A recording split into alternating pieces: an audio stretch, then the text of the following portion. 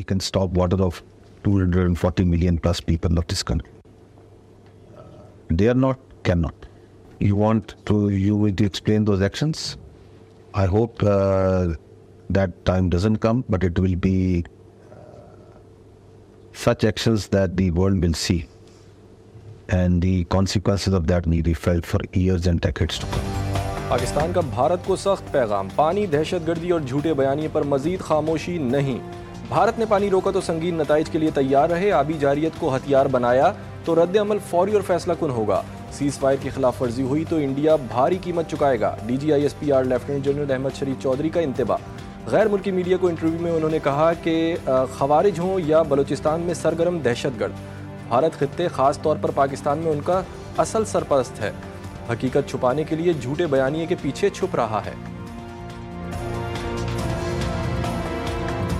India is sponsoring terrorism, abetting terrorism in this region, especially in Pakistan. It's abetting terrorism, and instead of acknowledging that and dealing with that, it is hiding behind this fake narrative of terrorism. So that is the genesis of the problem. So you have a Pahalgam incident. Instead of providing any evidence, because whatever evidence we have seen so far, that is so flimsy that horse soon within minutes. Operation Bunyanul Marsoos में पाक बहरिया का किरदार। वज़ीर आज़म शहबाज शरीफ की आज कराची आमद। समुद्री मुहाफ़िज़ों को खिराज तहसीन पेश करेंगे। शहबाज शरीफ बहरिया के जवानों और अफसरान से मुलाकात करेंगे। वज़ीर आज़म की गवर्नर कामरान टिसोरी और वज़ीर आला सिंध मुराद अली शाह के साथ भी बैठक होगी।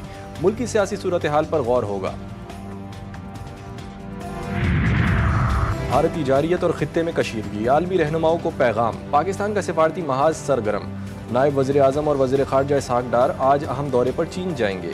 इलाकाई अमन पर चीनी हम मनसब वोंग जी से मुशावरत होगी। हालिया सूरत हाल पर बीजिंग हुकूमत ने खुलकर पाकिस्तान का साथ दिया।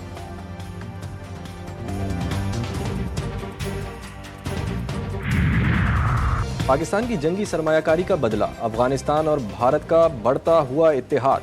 वज़ीर दिफा ख्वाजा आसिफ कहते हैं 2 अफगान जंगों की वजह से पाकिस्तान पर दहशतगर्दी का दाग लगा। आज इंडिया के साथ सिर्फ इसराइल और अफगानिस्तान है। ये वही तालिबान हैं जिनके लिए पाकिस्तान ने बरसों अमरीका और मगरबी ममालिक के इल्ज़ामात बर्दाश्त किए। तारीखी फतह, भारतीय जारियत और झूठ बेनकाब। पाकिस्तान ने डोजियर जारी कर दिया। पहलगाम फॉल्स फ्लैग ऑपरेशन और भारतीय जारियत के नाकाबिले तरदीद शवाहिद पेश। ऑपरेशन बुनियानुल मरसूस के हकायक, सैटेलाइट तस्वीर डोजियर का हिस्सा। मुस्तनद आलमी मीडिया रिपोर्ट्स भी शामिल। डोजियर के मुताबिक पाकिस्तान अपनी सालमियत का हर कीमत पर दिफा करेगा।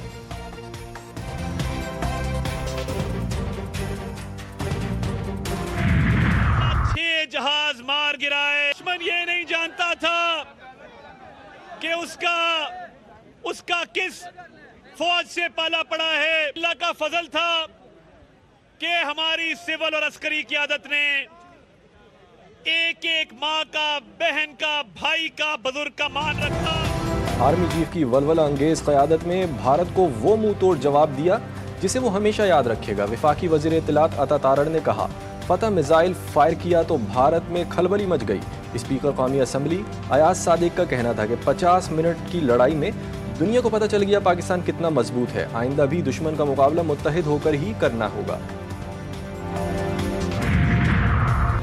दुश्मन अब कोई भी मिस एडवेंचर से पहले 100 बार सोचेगा।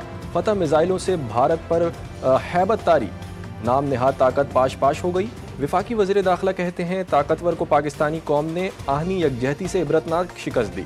कशीदा सूरत हाल में पाकिस्तान कौम कुंदन बनकर निकली है। मोहसिन नकवी का गुजरांवाला में मरकज़ी मुस्तफ़ा का दौरा। सरपरस्त आला मौलाना मोहम्मद रज़ा साकिब मुस्ताफ़ी से मुलाकात।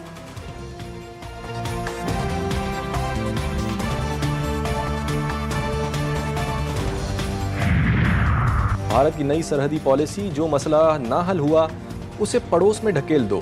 मुबैना बांग्लादेशी शहरियों को ज़बरदस्ती वापस भेजने की कोशिश। ढाका सिफारती सतह पर एहतजाज के लिए तैयार, कहा हम इमिग्रेशन डंपिंग जोन नहीं। बांग्लादेशी अमूर दाखिला के मुशीर मोहम्मद जहांगीर आलम चौधरी ने कहा कि जुमे को इंडिया की जानिब से लोगों को बरहमन बेड़िया बॉर्डर की तरफ ज़बरदस्ती धकेलने की कोशिश की गई, जिसे सरहदी मुहाफिजों ने नाकाम बना दिया। PSL सीज़न दूसरे रोज़ पाक फ़िज़ाइया को खिराज तहसीन।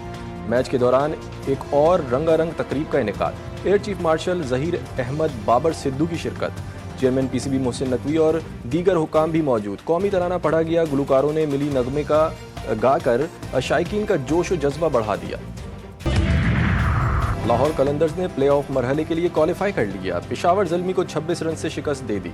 150 रन के हदफ के ताक़ुब में ज़ल्मी की टीम 123 रन बना सकी। लाहौर कलंदर्स ने मुकर्ररा 13 ओवर्स में 8 विकेटों पर 149 रन बनाए। ओपनर फ़खर जमान ने 36 गेंदों पर 60 रन की इनिंग्स खेली। लाहौर कलंदर्स की जानिब से सलमान मिर्ज़ा ने 4 विकेटें हासिल की।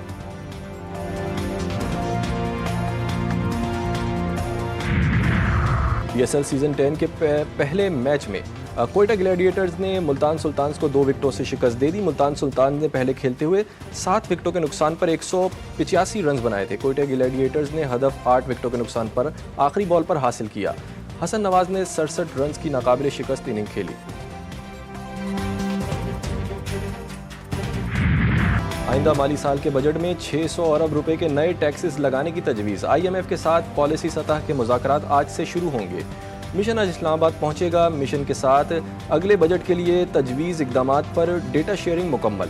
आलमी फ़ंड के साथ बजट स्ट्रेटजी पेपर की मंजूरी पर बातचीत होगी। जारी माली साल के दौरान टैक्स वसूलियों का हदफ पूरा करने में 1000 अरब रुपए का शॉर्टफॉल मुतवक्किल।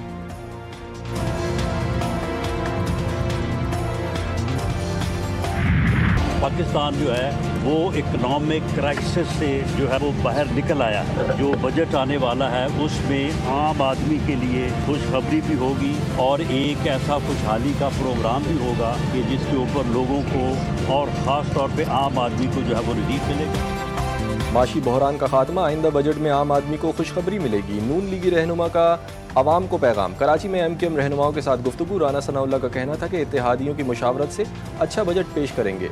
गवर्नर सिंध कामरान टिसोरी बोले, लीगी वफ्द के साथ मुख्तलिफ मसाइल पर गुफ्तगू हुई। फारूक सत्तार ने कहा कि आवाम को जितना मुमकिन हो बजट में रिलीफ देना चाहते हैं।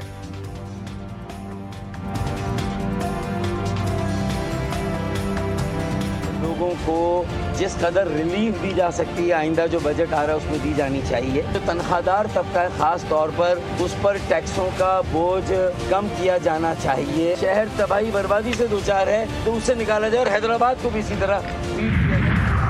ईरान ने इसराइल मुखालिफ मज़ाहमती गिरोहों की पुष्ट पनाही का अमरीकी इल्ज़ाम कबूल कर लिया। ईरानी चीफ जस्टिस का मायने खेज बयान। चीफ जस्टिस मोहसिनी ने कहा कि सब कान खोलकर सुन लें, हम दुनिया भर के मजलूमीन की हिमायत जारी रखेंगे। फ़लस्तीन, हिज़्बुल्लाह, लबनान और यमन के दिलेर अवाम और इस्तिकामती महाज के तमाम अज्जा व अरकान की हिमायत का खुलकर ऐलान करते हैं। ईरान का पुरअमन एटॉमिक प्रोग्राम ख़त्म करने से इनकार। मेडिकल, ज़राअत और सनत के लिए एटॉमिक प्रोग्राम जारी रहेगा। दुनिया का मुस्तकबिल तबाह नहीं कर सकते। इंसानियत मुखालिफ हथियार हराम करार। हमारा मजहब जौहरी हथियारों की तैयारी की इजाज़त नहीं देता। ईरानी सदर ने तेहरान डायलॉग फॉर्म्स में पॉलिसी बयान दे दिया। इसराइल ने गजा पर हमले तेज़ कर दिए। 70 फ़लस्तीनी शहीद, दर्जनों ज़ख्मी। खान यूनिस में अलमवासी पनाह गुज़ीन कैंप पर फ़िज़ाई हमलों में 24 अफराद लुक़मा अजल बने। दिरुल-बला और शुमाली गजा पर हमलों में 66 अफराद जान से गए। गजा में शहदा की तादाद 53,272 हो गई।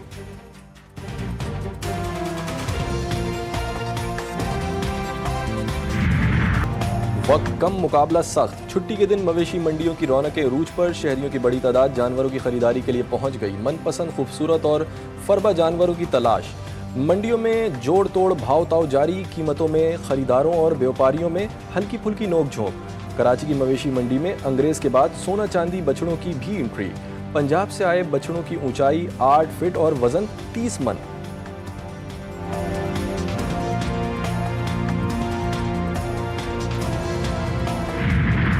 और मुल्क भर में मौसम के मुख्तलिफ रंग। जुनूब में झुलसा देने वाली गर्मी, शुमाल में आंधी और बारिश की तबाहकारियाँ। कहीं सूरज का कहर तो कहीं तूफान का खौफ। कराची समेत सिंध भर में सूरज का राज। दादू में पारा 49, सक्खर में 48 डिग्री रिकॉर्ड। पेशावर में तेज़ आंधी और तूफान ने तबाही मचा दी।